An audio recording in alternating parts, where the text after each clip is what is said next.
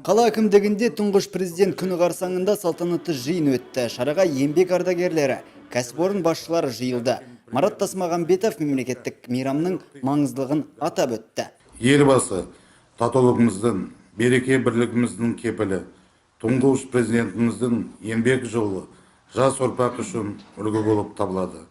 Бүгінде Қазақстан әлеуметтік экономикалық және саяси реформаларды табысты іске асыра білген, барлық әлемге танымал мемлекет. Тұңғыш президент күнін атап өту сізбен біздер үшін үлкен қуаныш, зор мәртебе. Қазақстанның ел болып қалыптасуы, әлемдік аренада өзіндік орынға ие болуы, бұл әрине елбасы Нұрсұлтан Назарбаевтың жүргізіп отырған салиқалы саясатының жемісі деп бағалауымыз қажет. Сондықтан тұңғыш президент күнінің атап өтілуі заңдылық. Мерекелік жиында еңбек ардагерлері мерейтойлық медальмен марапатталды.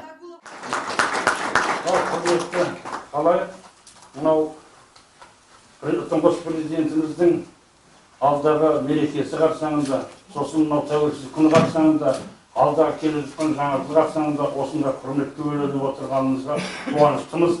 Биыл Петропавлда өңіраралық ынтымақтастық форум өтті. Мейрам қарсаңында халықаралық шараға қатысқан азаматтардың еңбегі облыс және қала басшылығы тарапынан жоғары бағаға ие болды. Хотелось бы выразить благодарность. Өңір басшысы мен қала әкімі біздің кәсіпорнымыздың еңбегін елеп отырғаны қуанышты. Бүгін облыс әкімі атынан алғыс хатқа ие болдым. Бұл ұжымымызға берер жоғары баға.